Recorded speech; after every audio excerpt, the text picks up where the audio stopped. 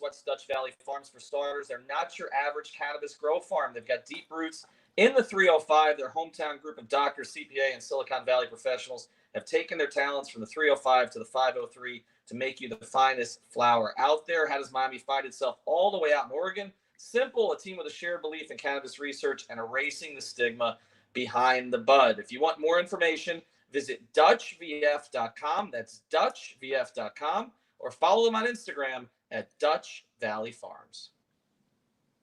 All right, Ethan Skolnick back. We've been away a little bit. 305 Live. We've got one returning customer, and then the other guy who's in the Tua shirt. So the returning guy is Louis Sung. He's been on. This is your third time. Is that not right? I think it's actually been my fourth. Oh, geez. Fourth time. All right, fourth time for Louis Sung. We're running out of people. And then we've got Ryan Lasner. He's actually, you can find Louis obviously on Dolphin Maven, also on 5reasonsports.com. You can find Ryan Lasner all over the place. He's our marketing coordinator. He's taking pictures with everybody. And show him the shirt. Show the shirt.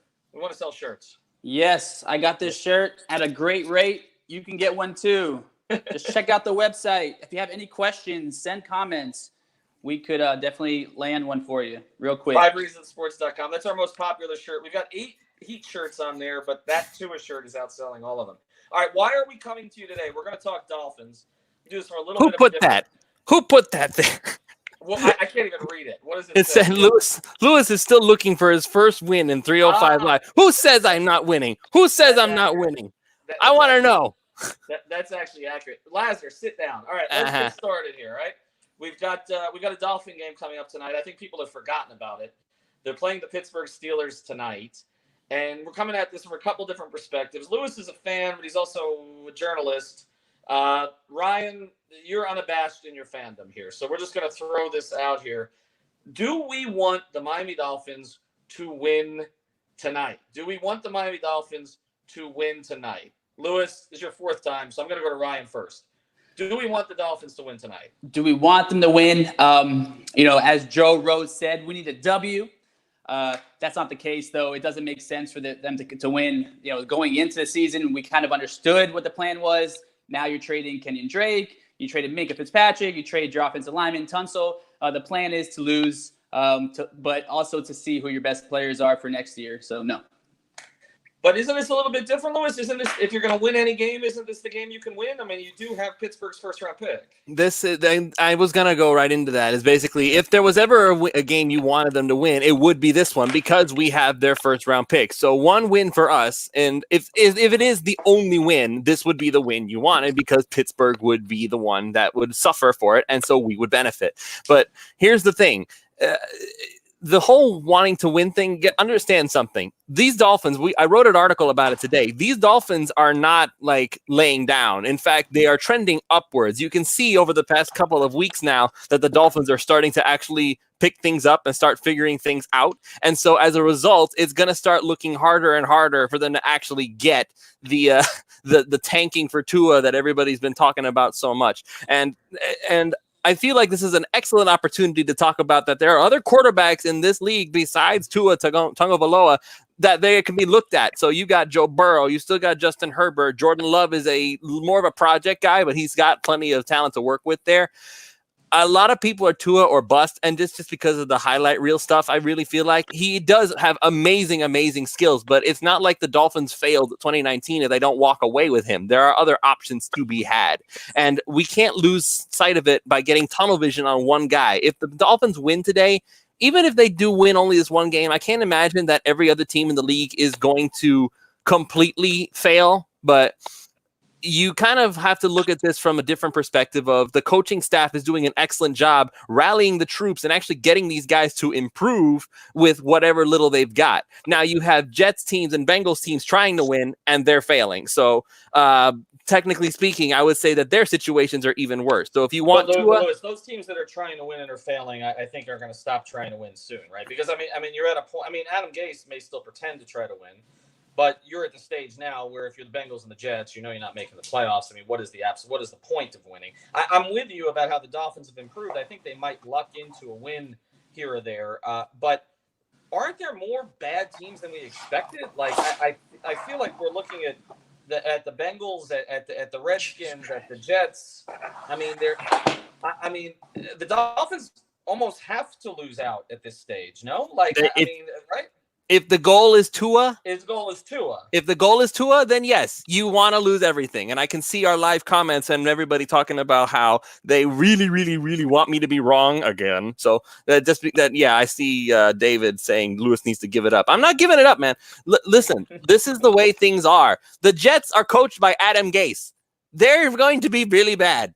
The Bengals are coached by Zach Taylor, and Andy Dalton is a terrible quarterback. I remember when people said Andy Dalton was better than Ryan Tannehill. Wrong, but we knew that, but that's okay, whatever. These teams are all failing, and they're failing very hard. The Redskins, the Bengals, the Jets, then there are more. The Dolphins are trending up, so in that regard, you see that the coaches are doing a very good job, and that's a good thing. Now, all right, Lewis. Go ahead. Ryan hit his camera. It took 20 minutes. He's in front of us now. The Dolphins cannot beat this Steelers defense. Okay, this team is ready to go. Obviously, you see Fitzpatrick. It's a redemption game for him. He's trying to get his interceptions and show everybody what he's capable of. But it's not just him. You know, they almost beat the Seahawks. They took the 49ers to it was a close game with to overtime. They took the Ravens to overtime. You know, they were close with the 49ers in San Francisco. So this team is quality. And, Mason Rudolph is back. Connor is a threat regardless. The point is, it's a more talented team, and they haven't gave away all their assets. And they have not given up their assets. Miami has. Every team has been more talented on paper than the Miami Dolphins. Every team that the Dolphins have faced this season has been more talented on paper than the Miami Dolphins. And yet, nevertheless, things are starting to trend up. They're getting more competitive. They're being more competent, if that's the word you want to use. And you see Mark Walton. These guys are pulling it together, and that's what good coaching does. A good coach knows how to get the best out of whatever it is they've got. If you don't believe they can beat the Steelers defense, then fine, maybe they won't win. But if you are going to pretend that this team is just so awful, they'll never get any better, and this is an absolute waste of time, then don't bother watching any of the games. These guys are improving. They are getting better. They weren't supposed to get even anywhere close to any of the teams that they've been able to compete with these past couple of weeks. And they've already been roasted on Monday Night Football for tanking the season away. These players are not tanking. They want to win. And I will tell you this right now. If they are going to be as fired up as I think they are, they have a really good shot at getting something this game. The Steelers have the record they have for a reason. If they were better than this, they wouldn't have this record. So you think the Miami Dolphins, 0-6, are going to walk into Heinz Field on Monday Night Football and stun the world? I didn't say that they're going to kick their butts, but they have a chance at winning this. Even if it's only by a field goal, they could have a chance at winning this. Yes. And we do know that the Steelers are 14-point favorites. The Dolphins have been the underdogs again every single week for a reason. Yes, for a reason. And they've done stuff that we didn't think they were. They were a nail biter away from winning a game not that long ago, and everybody was freaking out because the tank was in danger. It's not. There is a really very real possibility that the Dolphins can win. Yes, and one good point. We are getting Robert and Dempsey back, and then also Xavier Howard's playing. So it is kind of like a brand new defense. And Xavier Howard makes a difference. He does. I don't think Nkemdiche is going to do much, but that's just me. I'll have to see it to believe it. But if you're helping me make my point, well, thank you. The Dolphins are improving. I didn't say they were going to come in here and show the world that everybody was wrong about the team and everything. Like they have a shot at winning, and we need to acknowledge that. And if there is a game you want them to win, this is the only one. This is the only one you would want them to win. Perhaps. And then on December 22nd, take the L versus the Bengals. And then they're both with one win, right? But you know what?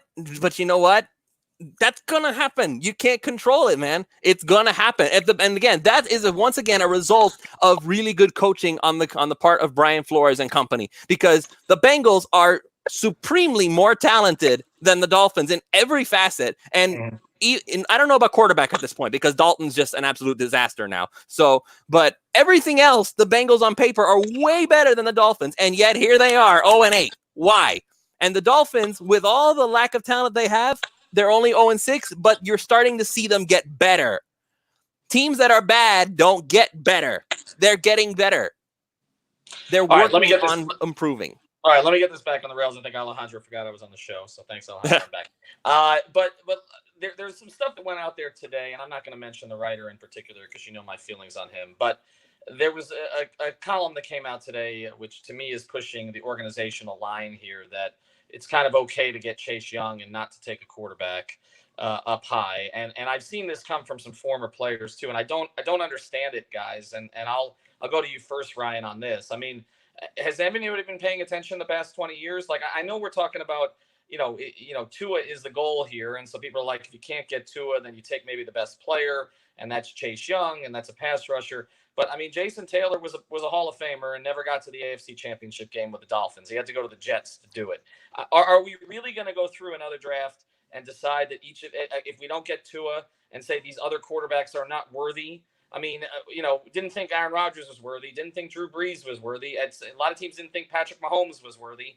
At what point are we just going to say you're going to take a quarterback? And okay, if it doesn't work out, you're going to take one the next year, and you're going to keep taking them until you find the quarterback. Why are we backtracking from this, Ryan? Because it seems like the organization is putting something out, and their typical spinmeister beat writer is putting it out there for them. All right, 3 names come to mind: Courtney Brown, Jadeveon Clowney, and Mario Williams. All first overall picks. And they weren't much for their franchise, for their team. They didn't really go deep into the playoffs any year.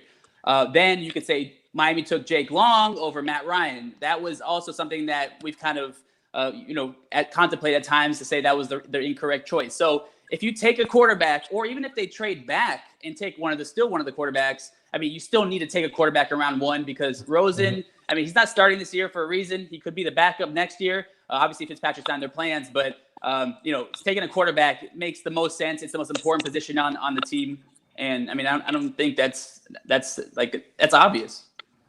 Lewis, is this debatable? I mean, don't they have to come out of the first round with a quarterback somewhere? Who says they're not going to come out with a quarterback? That's just it. This is the issue that I'm having with this whole shebang. If let's say the Dolphins don't get Tua, let's say the Bengals somehow suck their way all the way to 0-16 and we win 1 game, which again would say that Zach Taylor desperately needs to be fired because that much talent is going to waste. You almost want Marvin Lewis back. So if the Dolphins don't get Tua and the Bengals get him, then I don't see why if the second overall pick is Chase Young, because that is a revolutionary type pass rusher, and the Dolphins still have 2 more first round picks.